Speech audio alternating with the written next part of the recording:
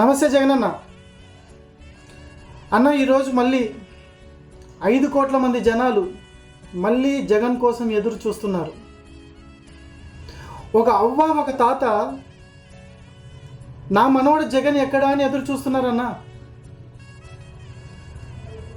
ఒక అక్క ఒక చెల్లి మా అన్న జగన్, మా తమ్ముడు జగన్ ఎక్కడా అని ఎదురు చూస్తున్నారు. ఎల్కేజీ చదువుకునే పసికందు కానుంచి ఉన్నత స్థాయి చదువుకునేటువంటి విద్యార్థుల వరకు మా జగన్ మామయ్య ఎక్కడా అని అడుగుతున్నారన్న.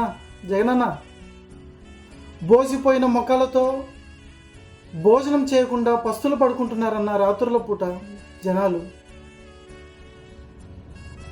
5,000తో భోజనం, 5,000 కడుపు నిండా తినకుండా ఉదర ఆకలి బాధతో హృదయాలు మొత్తం చితకల పడిపోతున్నాయన్న. అన్న జగనన్న, నువ్వు రావాలి మళ్ళీ. అన్నా, మేము మోసం చేయలేదు, అందరు కలిసి మనల్ని మోసం చేశారని చెప్తున్నారన్న జగనన్న జనాలు.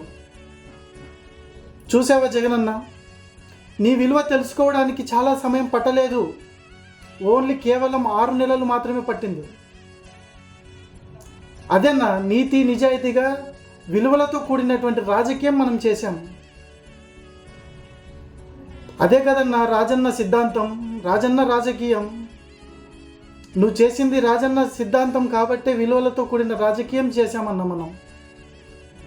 రాజన్న సిద్ధాంతం మాట ఇచ్చామంటే మాట తిప్పము, మడమ తిప్పము. రాజకీయంలో నేర్పినటువంటి మొదటి సూత్రం రాజన్న సిద్ధాంతంలో. జగనన్న, నాన్న చనిపోయినప్పుడు వైఎస్ఆర్సీపీ పార్టీ పెట్టాము, యువజన శ్రామిక రైతు కాంగ్రెస్ పార్టీ అని. ఆ రోజు మేనిఫెస్టోలో ఏదైతే పథకాలు పెట్టామో ఈరోజు ప్రతి ఒక్కటి 100కి 100 రూపాయలు, 100కు 100% స్ట్రైక్ రేట్గా ప్రతి ఒక్కటి చేసి చూపించావు. కాబట్టి ఈరోజు ప్రజలు 5 కోట్ల మంది జనాలు దమ్మున్న నాయకుడు ఒకడే ఒకడు ఉన్నాడు, అతడే మా జగన్ అని చెప్పేసి ప్రతి ఒక్కరూ మనస్ఫూర్తిగా గుండె మీద చేసుకొని చెప్తున్నారన్న ఈరోజు. అన్న జగనన్న, రాన్న, మళ్ళీ ఇడుపులపై నుంచి మొదలుపెట్టి రాజన్న శిరస్సు మీద సాక్షిగా శంఖం మోగించి నీ చేతి స్పర్శ ప్రజలకు ప్రతి శిరస్సు మీద చేయి పెట్టి నేను ఉన్నాను, అధైర్యపడొద్దండి అని చెప్పేసి వాళ్లకు ఓదార్పు చేయి, ధైర్యం ఇవ్వన్న జగనన్న. దాన్న ప్రతి ఒక్క గుండెకు అధైర్యపడుతుంది, ఆ గుండె అధైర్యపడకుండా ధైర్యం ఇచ్చి నేనున్నాను అని చెప్పేసేసి వాళ్ళకు భరోసా ఇవ్వన్న జగనన్న. నేను నీ మౌలిని, నీకోసం ఇడుపులపాయలో ఏ రోజైతే వస్తామో నీ పాదంకు ఇంకొక పాదం